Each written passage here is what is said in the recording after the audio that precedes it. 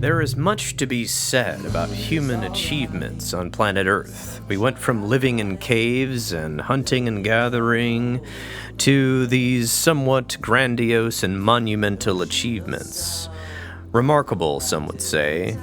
We've mastered flight, cracked the genetic code, developed quantum mechanics and democracy, been to the moon, and may soon become a multiplanetary species.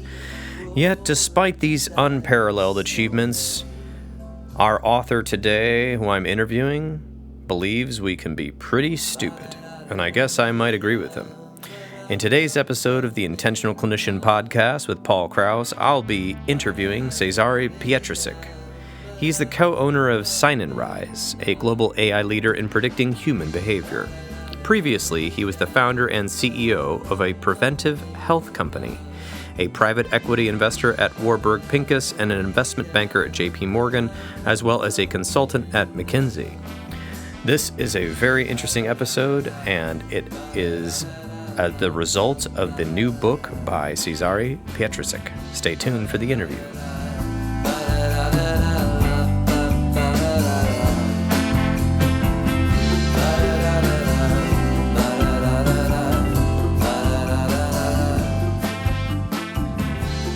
Welcoming to the podcast, Cezary Pietrasik. Welcome to the Intentional Clinician. I'm so excited to talk to you about why us humans are so stupid. Thank you.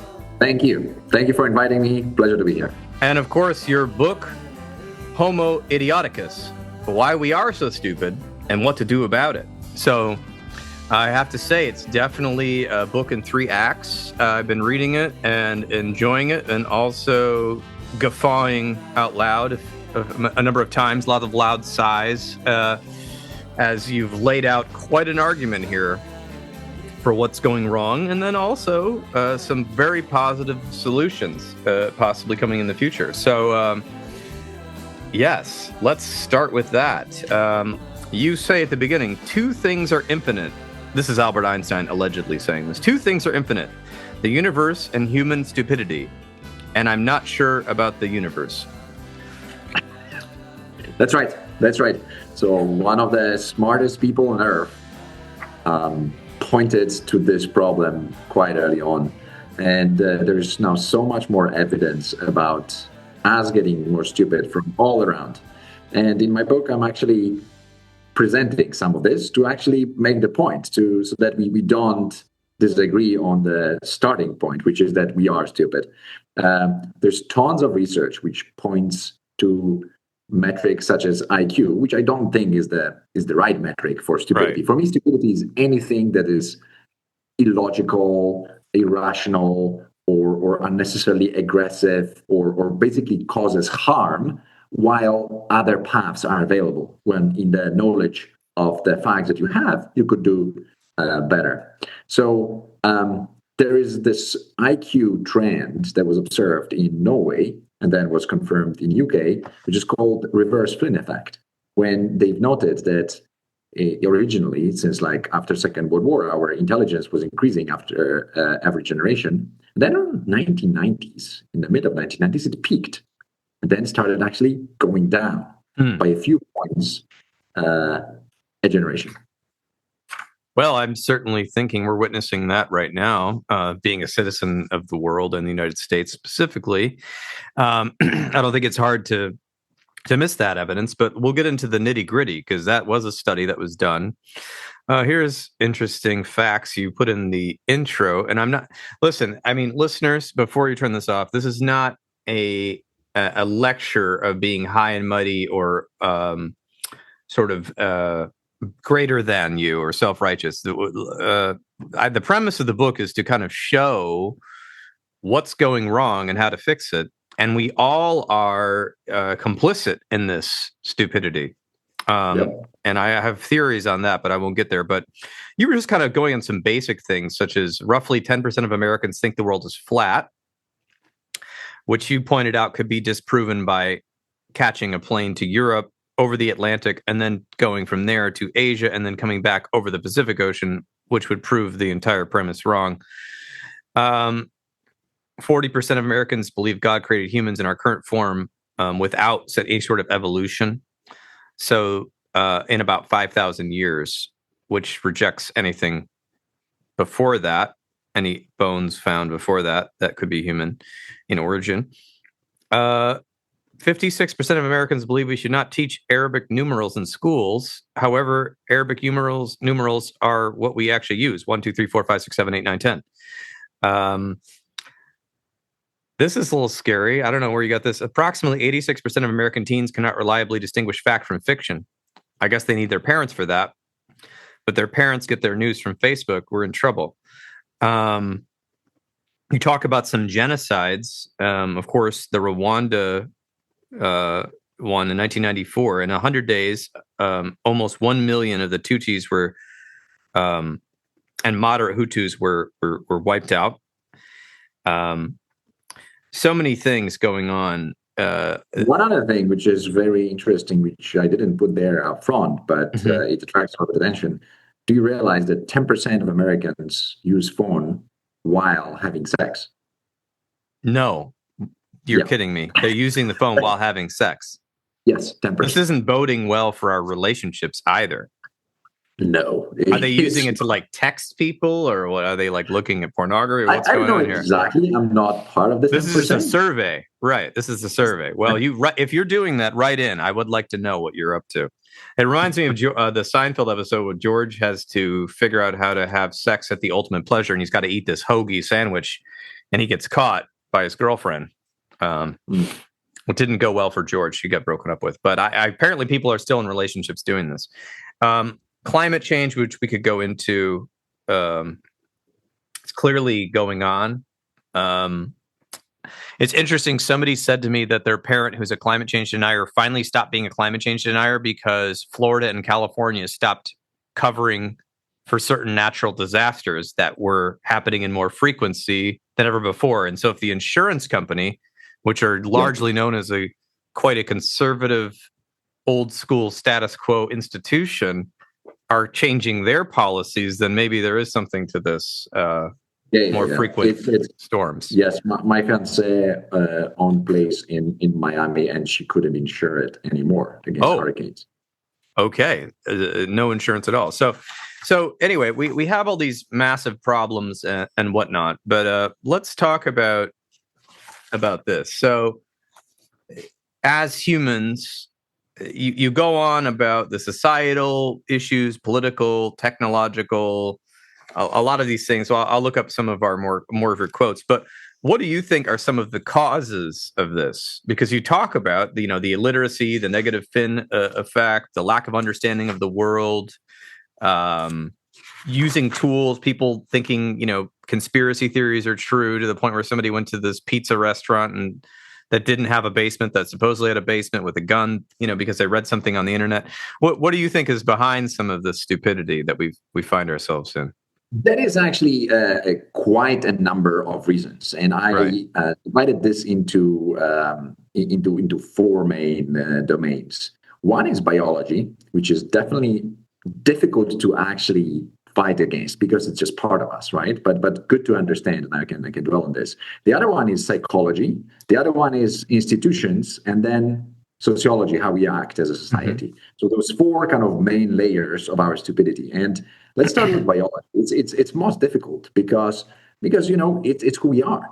We are 99% the same as chimpanzees and 98% the same as pigs.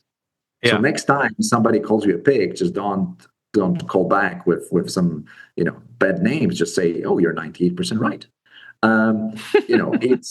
It's amazing that our body has number of mechanisms which are difficult to manage. So, for example, and let's take the hardest ones: testosterone. Right? Testosterone obviously it more concerns men than women because men have approximately more of it. Right. Causes a lot of problems, particularly aggression, right? It also is needed, and it's there's good testosterone can be good and is good in a good in the right situations when you need to defend, when you need to stand up to something, when you need to sometimes at work, at sports, etc. But unfortunately, men do a lot of really, really stupid things just under the influence of testosterone, right? To the point of that, certain primitive societies were losing 60% of their men to violence, right? 60%, 60, right? It's Jivaro Indians and some other tribes in Amazonas. Then there comes in biology things such as we never thought about. Things like weather, such as basically our proclivity to be more aggressive when it's hot. So climate change is actually wreaking havoc in a lot of societies because there's a flood of data, which I'm presenting in the book, which shows that higher temperatures cause higher violence. And it's done both on a societal levels, both on individual and particularly fake exercises, such as, for example, training police when they did the same exercise and they checked whether police opened fire or didn't open fire. It was mock situation, so nobody was hurt. But they realized that police opened fire far more often, like 40% more often, when temperature was 9 degrees higher Fahrenheit. Right? Incredible. Then biology also works against us in a situation of stress. So when we are really stressed, our IQ performance goes down by 10 to 13%. There's number of studies about this, including the study when people, before taking the test, IQ test, people were told the car was hit at the parking and it would cost them like $4,000 to fix it. And those who were told this had like 10% lower results than before, or it was the standard group. Similar results were done in 1980s, and even worse, biology is so ruthless when it comes to food, because what we eat, we are what we eat. So it has two edges. So people who eat no food or not enough food, so who are malnutritioned, have up to 15 points lower IQ, and those who eat a lot of fast food had 20% lower results. These were children. The tests were done on a big group of American children. So that's just biology, right? Oh no, sorry, that's not just. There's many more, but one phenomenal which I found, and I was started by it. There's a graph that I'm publishing in a book from Rick Nevin, from an economist, who looked at it's a correlation of lead poisoning and violence. So basically, lead wreaks havoc in our brains if we have exposure to it as children. And you know that Romans were famously violent, right? And some of the reason is because they were using water from aqueducts, which had lead piping, right? So they were like really violent, and we have been very violent until we removed the lead from gasoline and from our paints. In 1978, the paints were forbidden, and in 1990s, the lead gasoline. And you know what happened? The decline of violence in incredible proportions. All those stories we know about New York, great mayor and police chief and all that, bullshit.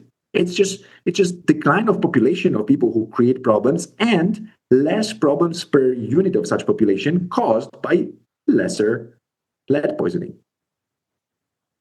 Yes, I also read Freakonomics, which talked about the population.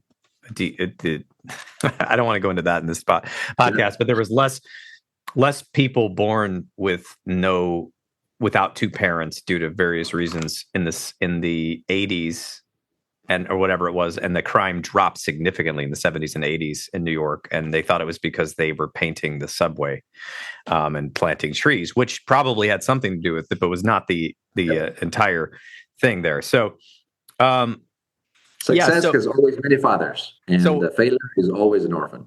Right, exactly. So I mean, with that, I mean, you've already painted something that I wasn't even thinking about in the podcast, which is the environments that are designed outside of the natural world have a massive effect on a lot of people's behavior.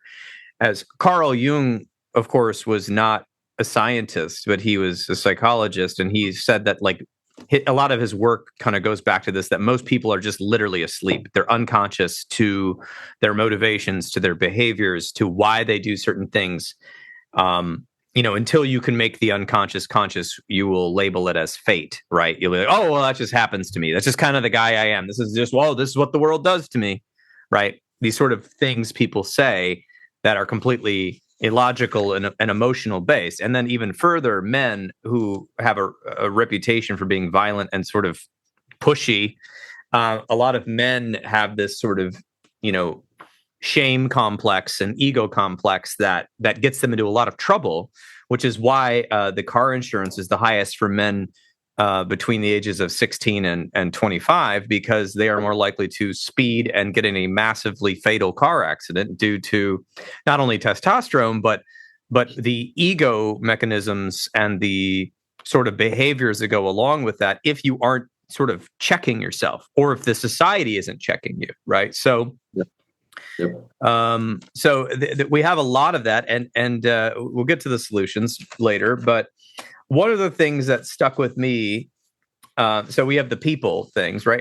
Is that societally, we're not really in the United States inventing a community that will be peaceful and harmonious and like each other. In fact, for business reasons, and I'll say that openly, I think that the businesses actually enjoy a crisis and a social crisis and other crises, as long as they don't impact the delivery of services. The emotional crisis, the social crisis that goes on in the United States and people feeling pressed for time actually increases sales in a lot of really fast food, fast soda. I need to stay awake. I can't sleep. I'm going to go buy these sleeping pills. All of these sort of solutions happen due to a lot of the chaos we see in society that maybe has always been there, but we live more individualistically and more in sort of silos than ever before. And I'm not trying to say other societies were better, because there's a lot of problems with enmeshment and horrible boundaries in relationships and abuse that happen within those relationships. But we don't have the people keeping our eyes on us as much. We have cameras. So, for instance, in the United States, we have cameras everywhere. I don't know. The average American is on camera like 25 times a day if they live anywhere near a city. Your car is being monitored. You're being monitored. We don't trust anybody. I went to Portugal recently, and in Portugal, they have all sorts of rules about cameras. You cannot have cameras pointed towards the street. You can't have cameras on the front of your house. The only cameras you can have are pointed directly at your back door or front door, and they can't capture other people. And the joke in Portugal is that the cameras are all of the old folks getting in your business and looking out the window and telling everybody what you're doing, because they're a tight-knit community, right? And it's true. If you look at the World Peace Index, Portugal is number 6, meaning it is one of the lowest crimes countries in the whole world, and has all these positive metrics. Now, they have a lot of other problems with education and other things going on there, but in terms of like violent crimes and anything, or women being assaulted, they are very low crime, because they live together and they have a lot of traditional, and communal pride. So anyway, thoughts on that? It's a multifaceted question. So yes, there is a problem with the society. Society is getting there's many players in the society, and that actually links to institutions aspect that benefit from the not well functioning society, right? And one of the sectors that I studied well, and I spent actually a lot of time because I built a company in this sector, is healthcare. US basically doesn't have proper preventive healthcare because it is not good for business, right? You being healthy is not good for business. Everybody in US, the big players, want you to be as sick as possible, have many chronic diseases, but not die. Dying is bad for business, right? But you living long time with chronic diseases is excellent for business, right? That's why the system is designed to perpetuate it, to purpose, right? To support it, to replicate it. And I'm giving tons of examples on that, right? Because the system, everybody takes a cut of the bill. So everybody wants the bill to be the biggest, right? We created the incentives for businesses to operate in a way which are bad for society but are good for them. I'm taking an example of Kaiser Permanente, a really respectable firm in California, which just because they want to make good business, then they end up hurting population. And how? Think about this as follows in terms of the following mechanism, which I observed in California very well. You know what? You can have an MRI scan you used to have for around $500, $550, sometimes $600 in some local, kind of a little bit rundown, clinics, right? Now it's almost impossible in California because all those clinics were bought out by Kaiser, the leading player there, and they so-called roll out their common policies and common pricing, which means quadrupling pricing. Obviously, monopoly is the best business there is, right? So if you can charge people $2,000 for a scan, why would you not charge them $2,000 instead of $500? And then you know what? If even half of the people resign, you still make more money, right? So unfortunately, it's bad for population because population doesn't, a lot of population just doesn't do it because it's too much. But it's good for business. Similar thing happens with drug prices, right? Similar things happen with regulations. Like if there's tons of regulations in healthcare, big players will be able to do extra report, extra table for the government, extra whatever. They will employ extra 100,000 people. Small business will not. Small business will die, right? And then, why would you build a new clinic if you can just? It's a lot of work. Instead of building a new clinic and increasing capacity and throughput and amount of people that can be served, why not just increase prices by 5-10% a year? That's just so much easier. So you go home at 5, you don't need to hire new people, you don't need to check equipment. You go home and you live your life. Yeah, I see this all the time. I'm in healthcare, and the incentives are stacked, like you said, to basically keep people sick. In fact, one of the things I was noticing for outpatient therapy is that the highest paying code is an individual therapy session. Okay. And then from there, it goes down. So that's the highest. So if you do family therapy, so helping more people, it pays less. And I mean a pretty good amount less. So I bring in 5 people and I get paid less. Okay. If I do group therapy at the outpatient level, not the hospital level, hospital levels pays a little bit more. Okay. Because they have other things going on. But if I do group therapy, that pays, it's a joke. It's almost, it's de-incentivizing to run a therapy group. Now I understand that some people need more than a therapy group, right? They need the individual care. But if you put people that weren't so bad in a group, and you taught them skills, they're going to get better, and then maybe they wouldn't need as much individual therapy, right? Here's another thing. The healthcare companies play games with us.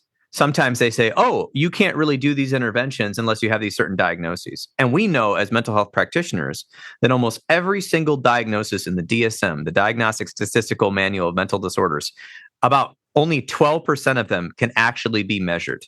Everything else is a subjective interpretation of behavior, and it was meant to inform people in hospitals what was going on with certain patients. And instead, we took these diagnoses and we made them as if they're a cancer diagnosis. Here's the difference. With cancer, I can see the mass, I can look in your blood, and I can see the hard outcome. With most mental health diagnoses, not all, there's a few that you can kind of measure, which I won't get into because that's not what this podcast is about. The measurement may be high blood pressure, right? You can measure that and stress, but you can't, and you can see behaviorally, but they're not consistent. So then and it can be helpful to have a diagnosis, right? But it doesn't fit everybody. So we're trying to shove people in these boxes and then manipulate the paperwork so we can help the person get better. Meanwhile, some people, like this, you said people are not too intelligent. they think that these are lifelong diagnoses that they always will have, and they will turn their identity around it, which is the whole point of therapy, is to get you out of therapy, right? And that's the problem you mentioned, is exactly the paperwork. The paperwork is killing our healthcare Yes. because the amount of regulations, administration, metric checking, reporting that is there is just ridiculous. Do you know that 45% of the time of physicians is spent on electronic healthcare systems? Oh, They yeah. spend almost half of their time typing in things into the system instead of looking at the patient and checking what's there and figuring out, maybe I'll get better diagnosis. Maybe I will figure out this for the first time instead of on the third time, because the first two times I look at the computer rather than the patient. So, and there you go. And so, that when I worked in state agencies that were publicly funded by the government, that was about 50% of my time. Now it's less, but they're starting to eat into our time with more paperwork, more regulations in the outpatient therapy world. It's really a shame. Like, I thought of this: the incentives are completely wrong. The incentives are to consolidate capital in a small number of companies that have power. That goes to political power, which we'll get there in a second. But one of the things I was thinking about was, what if you said, all right, you have a patient, okay? You are enrolling them in outpatient care. You do the evaluation. Okay, you see what their diagnosis is, even though we know that's just not a real thing, but it's what we have to put down, right? We see these traits, and they say, the insurance company says this: okay, we're giving you 1 year to work with them. If you take the entire year and they're still ill, so they pay you out like a small part of the reimbursement. Right. So you get like 80% of what we would pay, or 70% of what we pay, or 50% of what we pay. Right. And if they still need more care, they got to go to another therapist. Clearly you weren't effective, and maybe they need to go to a different program, but we're only paying you at this rate. If they get better in the shorter amount of time and self-select out and fill out a questionnaire that says, I got better, this is what I'm doing, this is how I'm feeling, and we took real measurements, you not only get paid more, you get paid a bonus. Yep. If they did that, I guarantee you therapists will be working harder in session. Patients wouldn't know the difference, except, wow, because everyone knows who the good therapists in town are. Everyone knows who they are. They put their heart into it. They really try hard, and they get paid the same as the therapists that suck and sit there and talk about their own lives and violate ethics and all sorts of shit that just makes people ill or worse. And so, what are we doing? Right. And yet and then even worse, some therapists commit healthcare fraud and put in fake encounters. Okay. And then the insurance companies think they can monitor that with more paperwork. No, the whole thing is wrong. So anyway, back to you. So that leads, well, if we're consolidating money with horrible incentives that are hurting society, but yet some people are getting really, really, really rich, not just rich, really, really rich, to the amount where they can actually pay lobbyists and politicians to do whatever they want with the world with their weird vision. Now we're getting into political stupidity. You want to go off on that? Yeah. So actually, you manage the big factor. That is very interesting, because we actually have definitely evolutionarily, huge impact for big things, a huge respect for big things. Yes. So basically, big personalities, big bodies, big people, charismatic. Not only people who project power and basically raw power, and to some extent aggression, right? And you know why is that? I was really trying to figure out why so many, in most of cases, the taller candidate in the US wins in presidential elections. Yes. Why do we all remember Jack Welch as the president of GE and not any other CEO? Why do we remember Steve Jobs, not Steve Wozniak, who was the actual guy who actually created the computers and built them, and who was giving equity in secret from Steve Jobs out of his own equity to other employees, because he was so frustrated that Steve Jobs was so stingy with sharing his upside with others. So we always love those big figures. We always like those big outside characters. You know why? Because we have evolutionally followed the animalistic world, which is that in animals, typically the biggest animal or the most dangerous, the most violent, the most ruthless is at the head of the tribe. And in the past, humans were like that as well. When there was, the mammoths were coming or lions or whatever, it was the biggest, strongest, fittest men typically, which were supposed to give the first line of defense and die if necessary. That's why we thought that these people should lead us. And you know what? Now we don't die from lions, we don't die from mammoths, but you know what? Our body hasn't recognized it because our body still thinks that we are living in savannah. 98% of our time on this planet, we lived in savannah. And suddenly there's like this rapid change and our body hasn't adjusted to it. We evolutionarily are still living somewhere else because we still think we should follow the big guys, big men. Yeah, and it makes sense. One of the things that people learn in therapy is why they respond to different stimuli in such a way. Humans, the reason Homo sapiens beat out the other humanoid tribes, we think the Neanderthals and the Devonians, and we interbred with them as well. But why did we win? So one of the theories is the ability to have a large group. And how do you have a larger group? Because the Neanderthals, what they did, they travel in packs of like 10 or 12, something like that. And the Devonians, not really sure, but the Homo sapiens, which of course means wise man in Latin, which we're not really sure why that is that way, but right.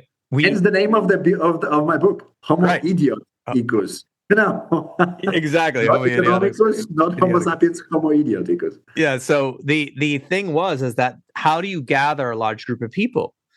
You do it through a story. That's oral tradition. The oral tradition of telling a story and coming to a point that people could agree and devote themselves and maybe give up their power to the leader who told the story, right? The keepers of the story. We know this. And so right now we see in the world, the people with the most simplistic and catchy story get the attention. The people with the more nuanced, gray, thoughtful discussion points are like, shut up, you're talking too long. We like this person or this group. They're flashy and they're interesting and they talk really loudly. And I think that they might be right because of that, right? And that is a tale as old as time. So that leads to the political stuff. And then what you describe in here, which was inertia. A lot of our societal and political idiocy comes from inertia. Can you explain what you meant by inertia? Because I know it's a physics concept, but what do you mean by inertia in humans? Inertia in humans means that we do the things the old way, although because we have always been doing this, right? So there's not enough of questioning of why and checking and rechecking whether what we do is still valid. We keep doing this, right? And there's a lot of things that just don't work anymore. They do not, we need to change, we need to update, and we still, stick by the old things. That's what I mean by inertia, right? And it's in politics, it's in our public life, it's our social, it's from caste system, right? In India, like somebody has invented it, like, how does it matter now? Why would you care? And people still care, right? You are from this low caste, I cannot marry you, right? And there is, like, in politics, there's this stupid law, and I'm showing like the stupidity of the laws through the example of immigration laws in the US. Like, there's basically somebody in the 1950s, I guess, has set up this questionnaire to when you apply for a green card or citizenship green card, you have to fill out this questionnaire. And this questionnaire talks about things like, have you been part of the Communist Party, right? Or like, so if you're, like being in Communist Party in France is quite fashionable. It's quite chic. It's like, it's like if you're a member of high society, you kind of have this. Or you know what, if you're in China, if you're a successful business, you have to be in Communist Party. In Vietnam, the same, etc. Right? Like, why do you, or you have to self-report yourself. Like, are you a terrorist? Have you done child trafficking? There's questions like this. I'm providing an example in the book. So how many people have self-reported that I'm a terrorist on that? Like, I want to see the statistics of how many people were caught because they said, like, yeah, I'm a terrorist. Have you been involved in genocide? Yeah, I have. Have you been involved in human trafficking? Yeah, of course, right? Like, there's questions like that. Why do we have that? I It's a understand joke. maybe, yeah, it's like the communist thing was probably from McCarthy. Yeah, but but the 1950s. But you know what? idea, Yeah, yeah, 70 years later, like we're maybe still amend the using it. question. So the inertia you talk about, also just we keep doing things even though they're ridiculous, like the drug laws you were talking about. Yep. But we are doing okay. But here's the thing: humans have a mask. We have the story we tell on the surface, and we have the story that behind the scenes, the Machiavellian, the secret motivation. And we find this out from history, usually what the secret motivations were. So, and Richard Nixon in the 1968 was mad at the anti-war people and America's black population. He was looking for something that could help him marginalize those two groups. He found it: marijuana. Per John Ehrlichman, assistant to the president of domestic affairs under Nixon, he wrote this later, of course. We knew we couldn't make it illegal to either be against the war or black, but by getting the public to associate the hippies with marijuana and blacks with heroin, and then the criminalizing both heavily, we could disrupt those communities. We could arrest their leaders, raid their homes, break up meetings, and vilify them night after night on the evening news. Did we know we were lying about the drugs? Of course we did. So, of course, this goes to the Controlled Substance Act of 1970, which classified marijuana at Schedule 1 on par with heroin rather than Schedule 5, which includes lighter drugs like pain relievers. And, of course, millions of people were arrested, incarcerated, families broken, careers ruined, education growth thwarted, even though the most popular drug, or was the most popular substance in the United States, alcohol, is obviously more dangerous. A child can tell you that. You don't have to study this to know that alcohol is extremely dangerous. You can die from it in one day. You'd have to. I heard you'd have to smoke a field of marijuana to die from it, or be like asphyxiated by it to die from it. So at this 1970 law kept going until July 2024. Yep. The classification rather. And so, all sorts of horrible things happen. Gangs, people getting arrested for possession. Like the amount of money we spent fighting the war on drugs instead of getting rehabilitation and working on why people were using drugs in the first place is so stupid. Right. And I mean, you quote Thomas Jefferson right after that. Experience hath shown that mankind are more disposed to suffer, while evils are sufferable, than to right themselves by abolishing the forms to which they are accustomed. Exactly. Interesting. Exactly. So anyway, more comments. Change hurts. Change hurts. And in particular, there's like an inertia. Another example of inertia law, I think, which was there until 2021, is that if I remember, in Indonesia, any woman joining the army had to prove that she's a virgin. Oh yeah, I read that. Yeah. Like, why? And well, good that they finished it in 2021, by the way, not 70s. They got 50s. Rid of it, yeah. Yeah, like it was there because it was there. Or you know what? There's another law of inertia where if in Brazil, if you're an unmarried daughter of an officer, you get a pension. So no daughters of officers ever get married because somebody introduced this law some time ago. Nobody remembers why, but it's still going on, right?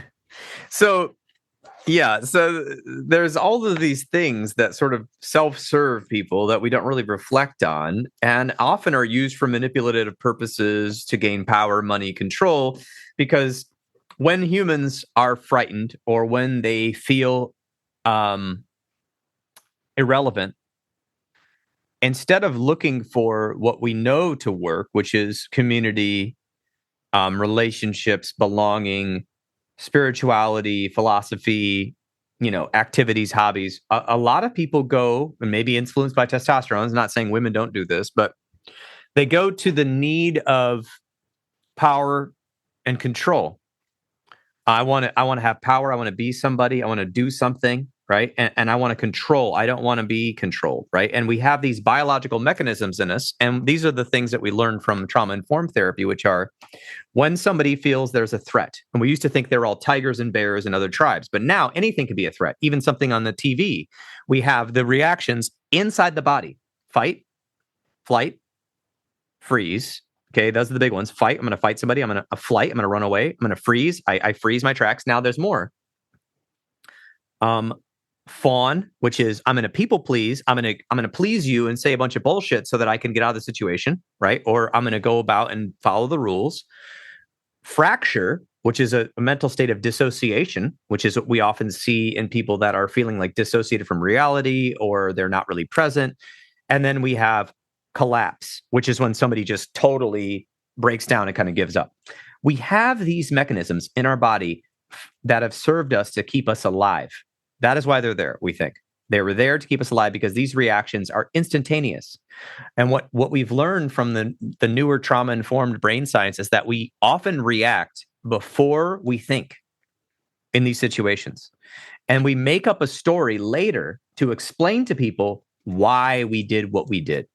And yet, most humans are ignorant to the fact that these are normal human things. For instance, I heard a story of a child who was at a park and their friend was getting beat up by 4 other children. And of course, they got scared and ran away. So they flight. So later on, the adults scolded the child and said, why? What, do you not care about your friend? How dare you walk away? Which is this whole like retro, it's easy for you to say you weren't there, right? But also flight is one of the things humans do. And we all have a kind of a predilection for one or the other. And yet we make up all these stories about what was actually happening as a biological mechanism, I think partly because humans don't like to see themselves as fallible. We know we die where we think other animals aren't as cognizant of it. We know that other animals mourn when other animals die. We think other animals are stupid. You read these books from the 1800s from these scientists. They thought animals were stupid. They're not stupid. They're just like us. They just have a smaller nervous system and a smaller brain.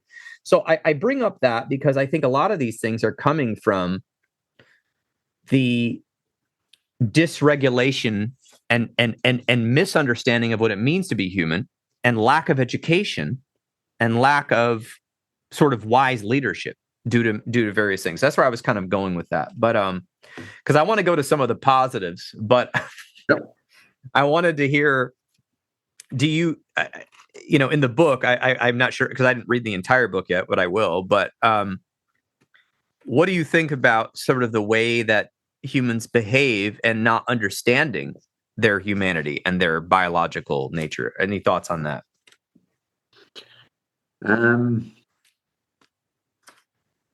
There's tons of it. There's ton of behaviors we do not control, and we behave like we behave, and we don't know how we behaved. Yes.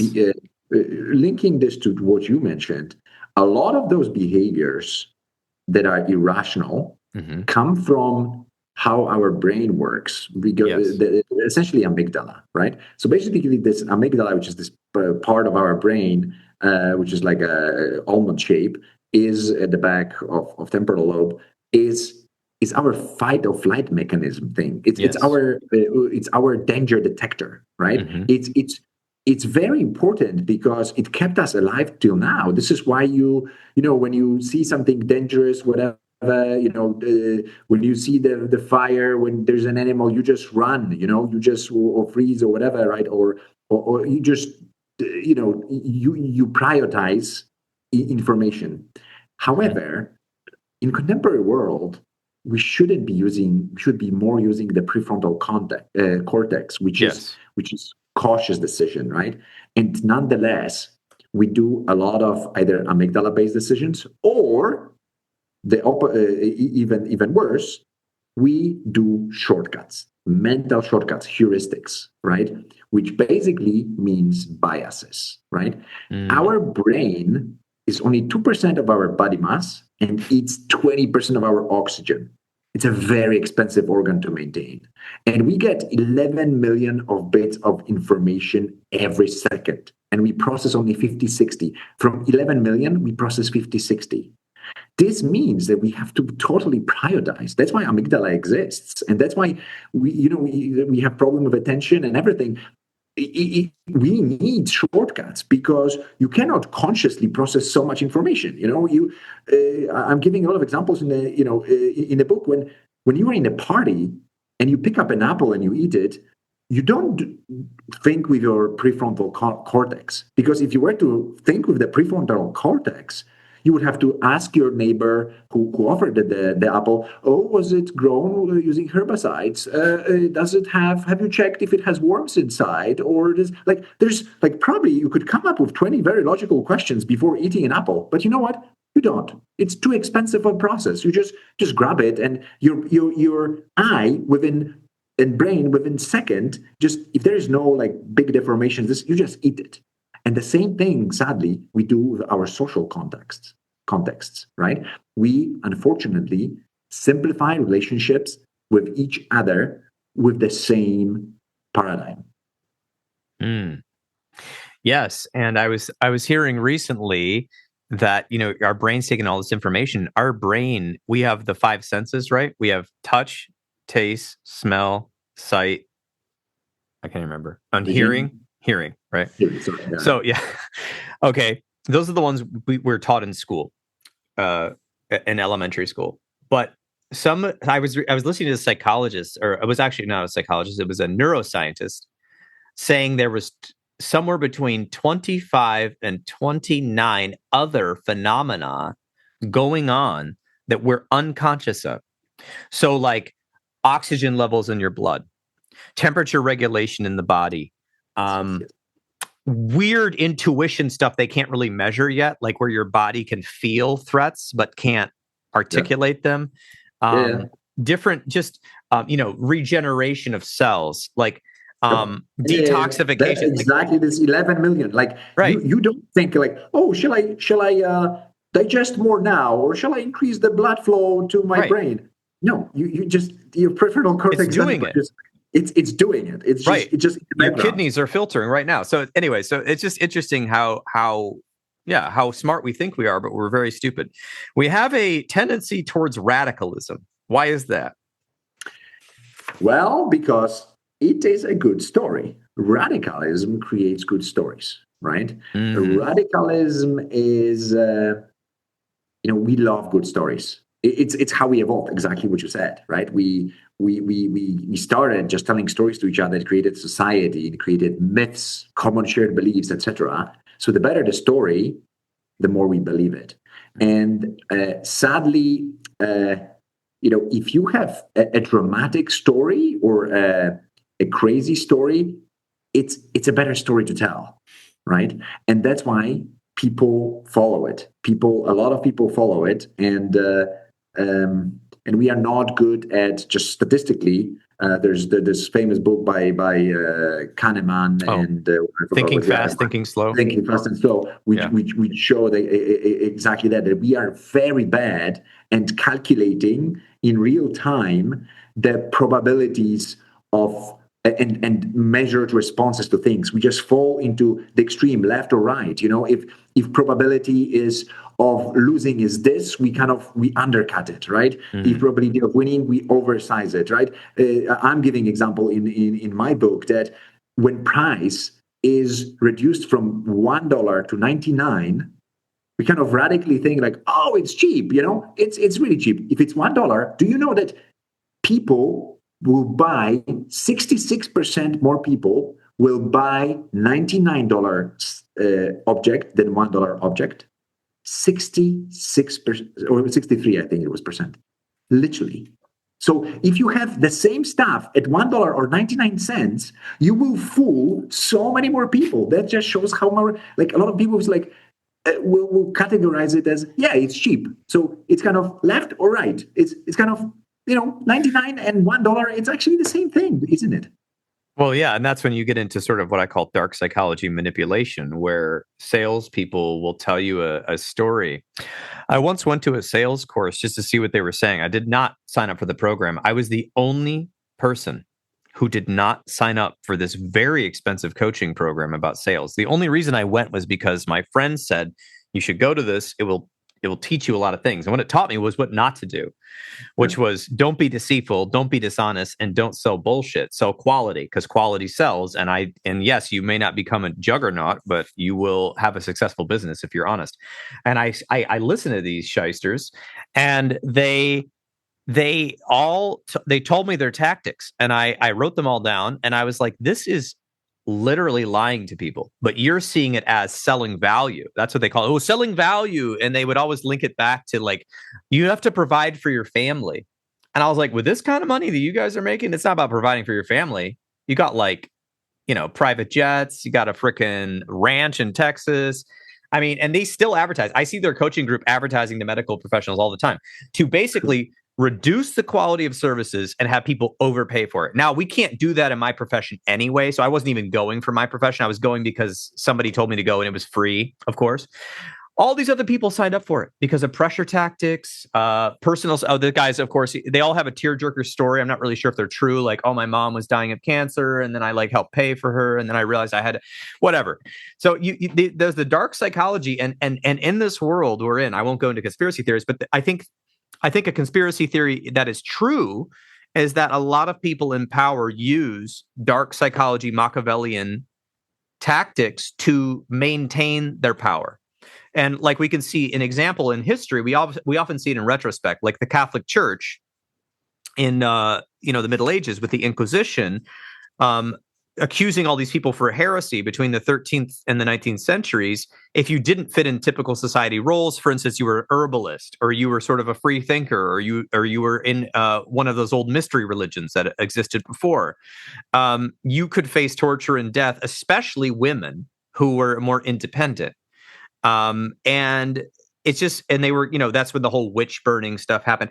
And it's incredible to me that if you ask, and I don't want to stereotype, but if you ask your average Catholic about this stuff, they have no idea that this even happened. They don't even know their own history. It's bizarre to me. Anyway, thoughts about that?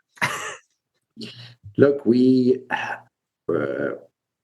as a society, we created so many things that seemed right at the time, right? Somewhere in the middle of medieval ages, and you have to explain why there was a Black Death, and you have to blame someone, right? Then 300 years later, where there's new technology, new proofs, new whatever, we still keep doing what we are doing, right? That's exactly the same thing. That's the inertia. But one thing that I didn't respond to you, which you said about the positive aspect of stupidity, which you asked, and I just realized I haven't never responded to it. I focused on the other things, but yes, there is a positive aspect of stupidity. There's many instances where we are acting stupid on the individual basis for our own sake, and nonetheless, it is beautiful for us as a society. I was stunned doing a research and reading the report of a general after the Battle of Gettysburg, when he was reported to Lincoln that 50% of the muskets that they found on the battlefield were loaded twice. And for those who don't know much about guns, this means that if you load a musket twice, you cannot fire it, right? So that means that, and some of them were loaded multiple times, like 3 times, 4 times, 5 times. This means that a lot of people were faking that they were shooting. Wow. This is incredible. 50%. So if you assume that, the same amount of people die here and there, unless, it's just like then 50% of people were faking that they were shooting at other people. Isn't it beautiful that we have this innate reluctance to kill each other? There's this sociologist, I think was Marshall, I think, who was testing the American soldiers coming back from World War II. And after serious interviews, he concluded that only 20% of them were really shooting to kill. Mm. Most of them were refusing to kill, even in the situation of their own danger. Right? Wow. I'm giving some other examples of, I was in London at the time of this terrorist attack, of when at the London Bridge attack, when basically there was jihadis who attacked innocent people with and knives, at London right? Bridge, with knives, and they were killing them like a rampage, like really brutal. And you know what? There were so many examples of completely irrational behaviors where people were doing things which are like a nurse, which was immediately ran and started helping people when they were still killing people in front of her, and she was killed, right? Like she She didn't think that, oh, these people are killing people, but there's people who are wounded. That's my job. I want to help them. How beautiful, isn't it? There was like Yes. a lawyer banker who was just skating there, and then he suddenly started fighting with those people with his skate because he just saw that they were trying to kill. He didn't. He had a way. He could run away. He had a tool. He was faster than others, and he did it. That's incredible. And then you look at those journalists and political dissidents and people who risk their life every day. Which seems to be stupid, nonetheless, for society, it's a glorious, beautiful thing. It's a beautiful side of stupidity that we have, that we sometimes behave like a beehive than just individual bees. Yes, and this is getting right into what to do about it, which you definitely need to read the book, everybody. So, the books have maintained their price over the years. I've noticed they've been about $15 to $19. Well, coffee and gas and eggs and rent are all going up. So you can go to the library still, but you can also buy the book. What to do about it? You said here, Edmund Burke allegedly said, all that is necessary for the forces of evil to win in the world is for enough good men to do nothing. Which, by the way, I would argue that good men are incentivized to do nothing by economic threats to their well-being, especially if they have children. If you have children or are married as a male, and or women, exactly, you're married. If you have a job of any type, if you stand up for against evil, oftentimes, especially if the ruling power has more resources in the United States, the way to cut you off is economically. Maybe not. Being murdered, but you will economically suffer. And so thus a lot of moms and dads don't want to get involved because they don't want to lose their job, right? Yeah. And they don't want to get sued. But you say there's three types of solutions: education, mindset, and structural solutions. So let's jump into education, because I was stunned by some of these statistics of the average years of schooling in the United States, Canada, Russia, Australia, most of Europe.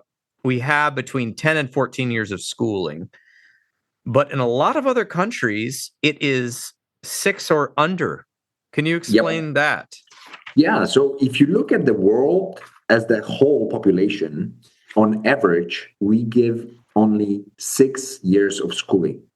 Sorry, 9 years of schooling. 9 years of schooling. So if you start at age, I don't know, 6 or 7, like most of people do, like you finish by 15, 16, just on average. So that's why this hurrah optimism by this famous Hans, was it Rosling or whatever was his name, but he was this positive statistician that, the amount of illiteracy is decreasing, etc.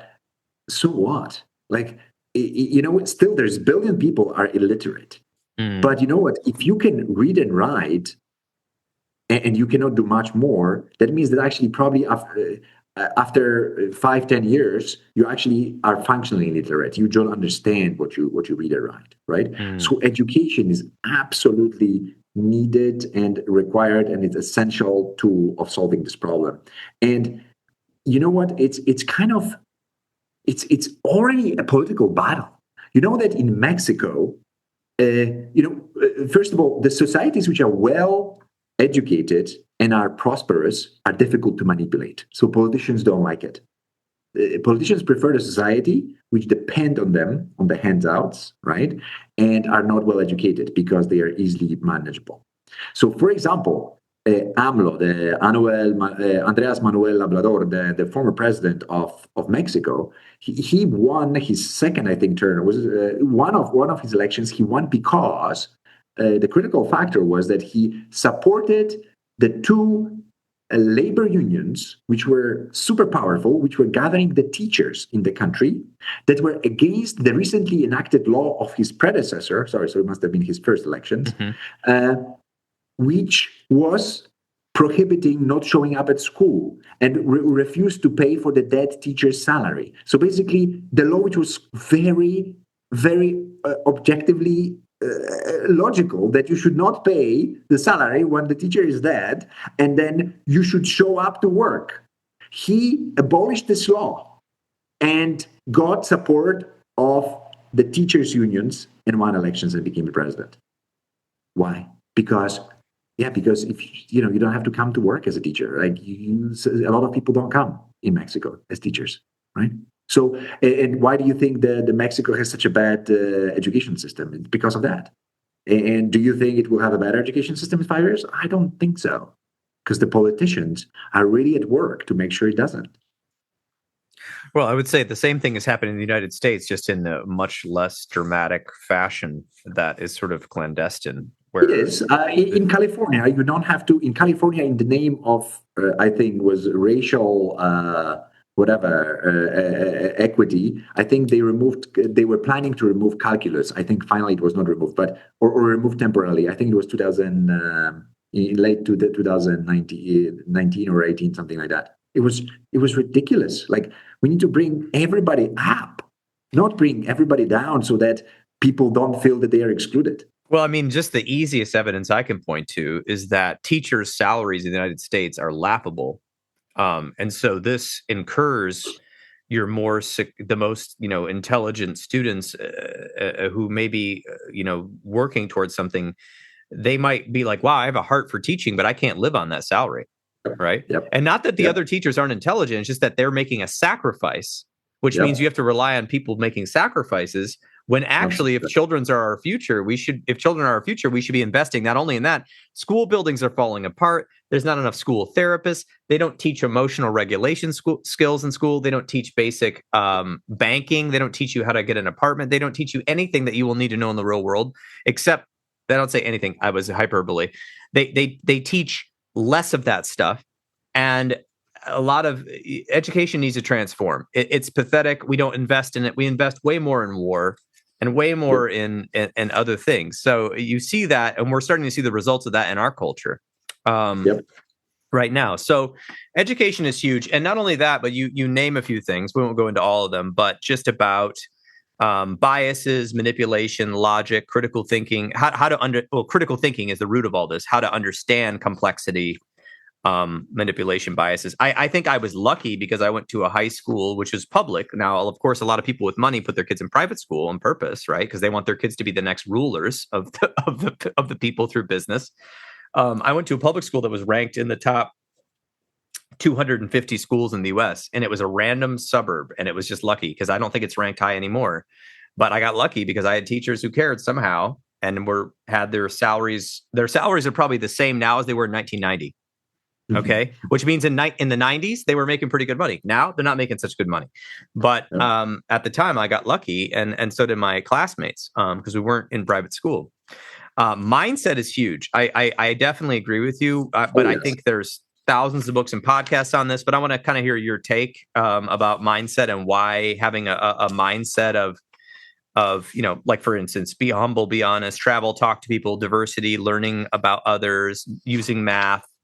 But also having courage to oppose stupidity. Right? Yes. When you say stupidity, you should say something. You should fight it, because if we don't, it will multiply. It will grow bigger. It's a hydra. It regrows its heads all the time, right? Yes. And think about this. We made progress in the last 200 years, phenomenal progress, because limited number of people had the mindset of we will fight stupidity.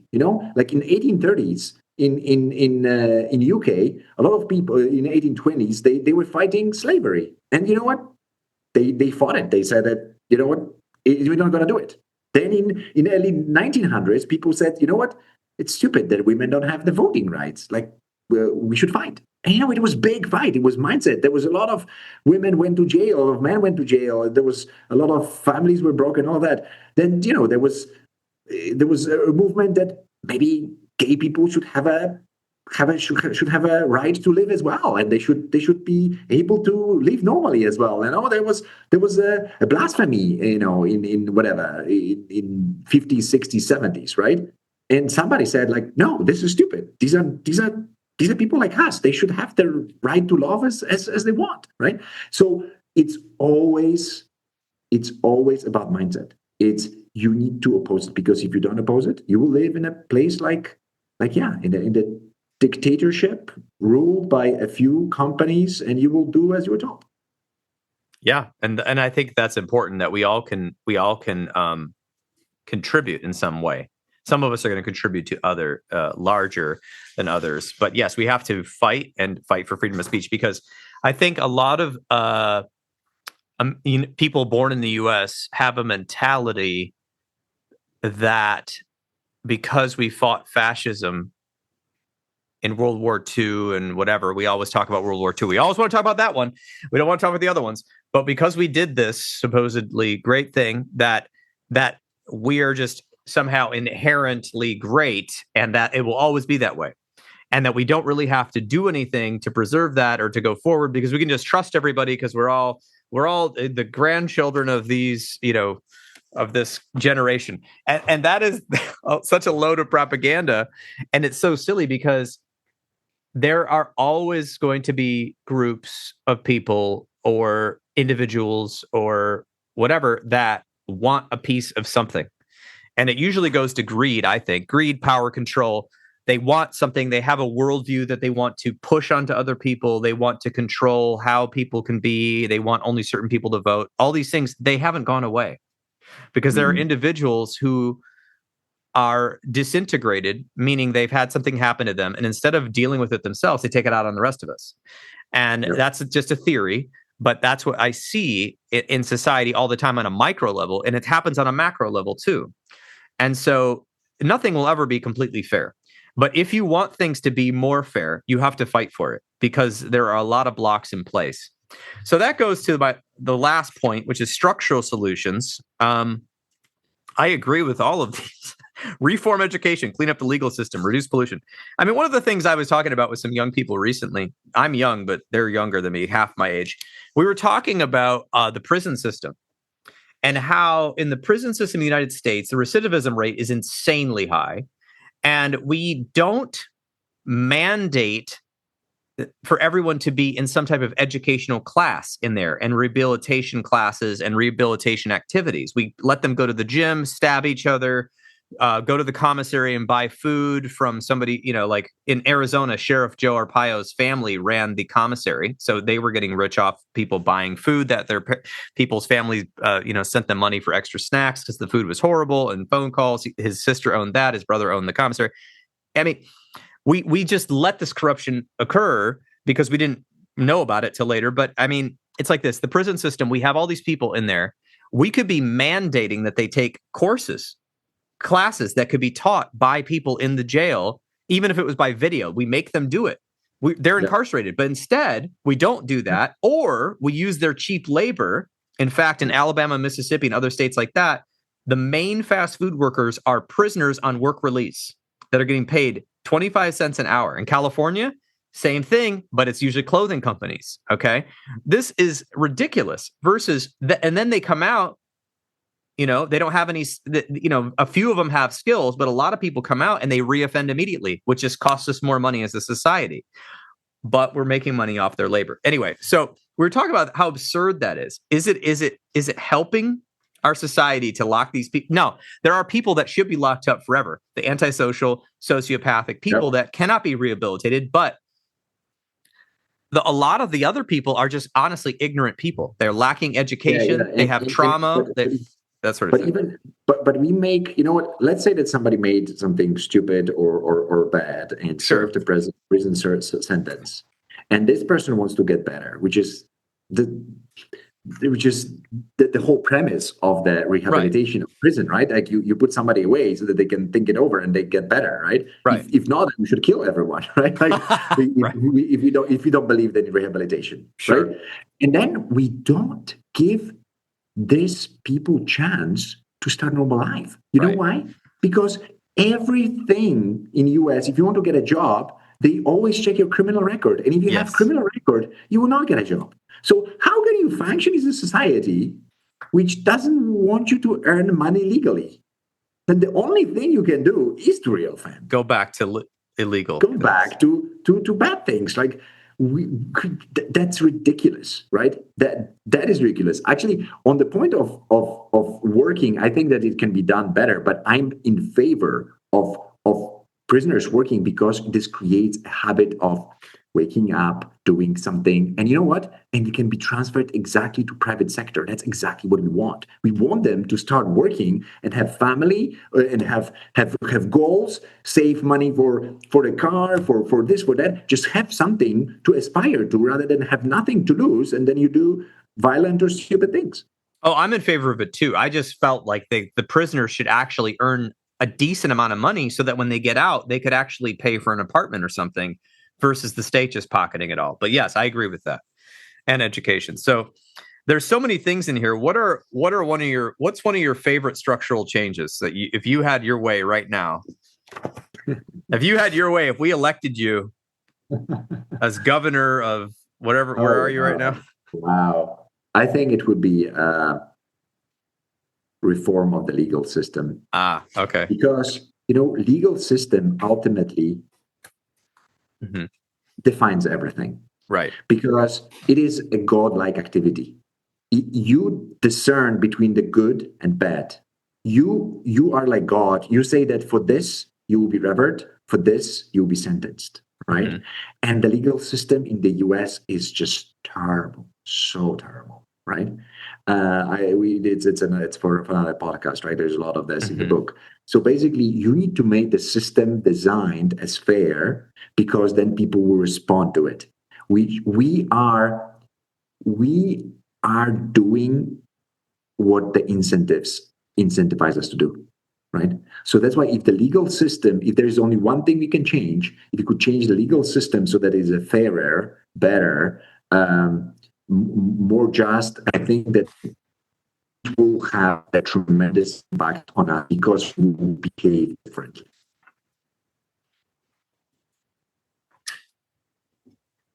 Uh-oh. 1 second. Okay. Cezary, can you hear me? Yep. Your internet or my internet went out for a second, so I'm going to have to do an edit on this. Okay, no worries. So could you repeat that last part that you just said about the healthcare system? On the legal system, yeah. The last couple of sentences. Yes, sure. So if I could change only one thing, I would still do the legal system intervention so that the system is fair, so that the people believe in justice and believe in the simplest form that the evil will be punished and the good will be promoted. That's what we need. And the current legal system in the US is not encouraging this. It's a self-serving system. So if I could change one thing, I would do that. But you know what? I could do many other things. And one other completely different thing, like the least serious thing that I would suggest that people take into their heart and they start doing immediately is partner dancing. This is an incredible tool. I saw that. In fighting stupidity. Can you believe that partner dancing is off the charts in preventing dementia? Yes. Like if you do golfing or swimming or bicycling, it has basically zero impact on preventing dementia. But if you do cross puzzles, it's good. 47% reduction.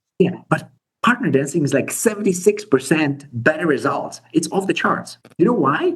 Because you have to fire so much neurons. You have to exercise your brain muscle, which is a muscle, very hard because never the same. The dance is never the same. The partner might be different. The music is different. The place you're dancing is different. The emotions, etc. You have to process so much information in a relatively easy, funny way, that it really keeps you very, very, your brain in a very, very good shape. Well, and you have to be present with the partner to be able to feel the way the dance goes. There's so many things, whereas golfing, swimming, and bicycle riding, you could be thinking about something else. Reading, you could be distracted. Crossword puzzles, 47% engages with 76% reduction in the risk of dementia because it engages I think it engages the mind, it engages the body, but it also engages the heart, because you can feel something, even if you're not in love with the person you're dancing with, you can feel something. Yep.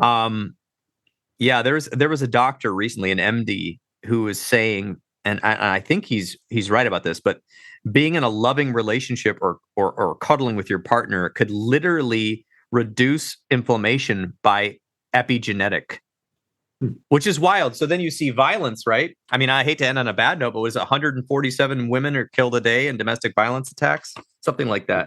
Insane amount of violence that we have in our world. 137 killed every day. But we say this because love and being present, I think, is the best of humanity, right? And violence and fear and greed are some of the worst. Now, I'm not a philosophy professor. I'm just a guy. But I think it's important that we use our heart and our mind, and especially, I think it's important to evaluate what we're doing and fight for what's right after you've evaluated it. So this book, of course, goes through what's wrong, but what we can do about it. Homo idioticus, why we are stupid and what to do about it. And we always say in therapy, the first step to change is acknowledgement, is I do have a problem. I have a problem. I'm not sure what to do about it. I'm frustrated about it. I may not know, but then I can start showing up somewhere, right?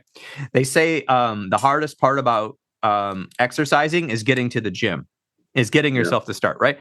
But once you start, you can do it. So I think it's a very inspiring read. And Cezary, I know you're doing a lot of stuff in the world, and we didn't even get into your job and all of that you're doing. But I'm sure people can look you up and find out about that in the future, and hopefully you write another book and send it to me. So thank you. It was a pleasure, Paul. Thank you so much. Thank you so much as well.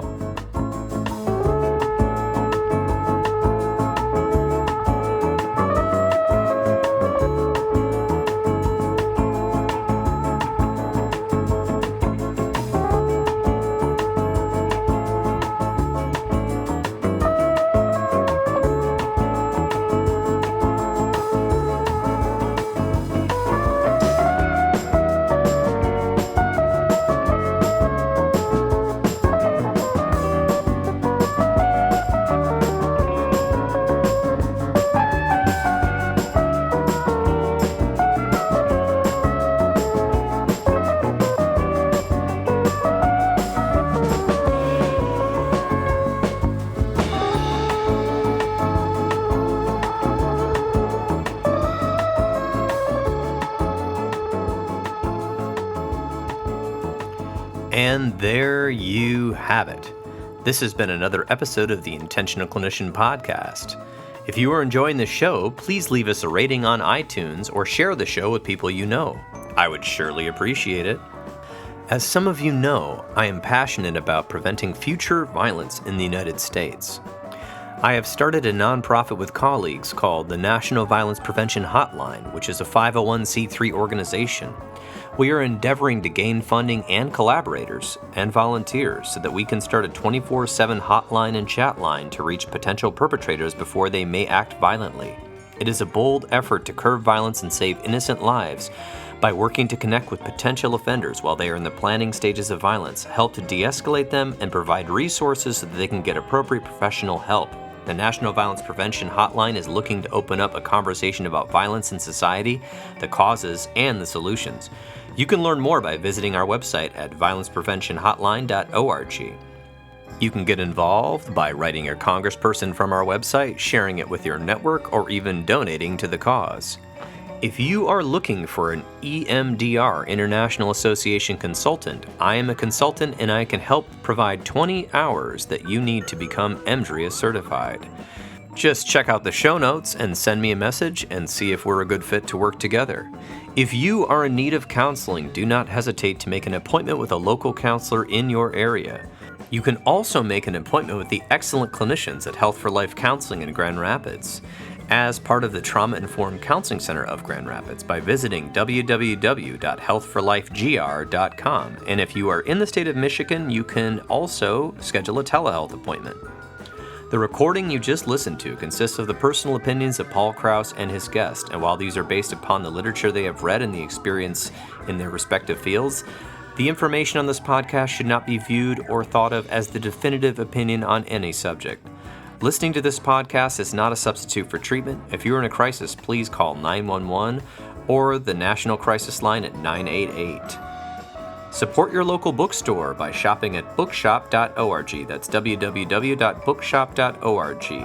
It donates a percentage of sales to local bookstores all across the United States, which I think gives character to our cities and a place to hang out and a place to explore. You can order from the comfort of your own home online while supporting businesses near you. If you are a therapist and you are not involved in your local counseling or therapist or social work organization, please get involved to at least pay dues so that we can have lobbyists help keep mental health care accessible at the government level, and also expanding into schools and other places that need it. And also, if you didn't know, counseling organizations and professional organizations are working to keep us from becoming gig workers for a lot of large corporations who are coming in and trying to buy up local counseling agencies or basically pay you what they pay for people to deliver food to your house. So, get involved. Until next time on The Intentional Clinician, I wish you all a safe and peaceful week.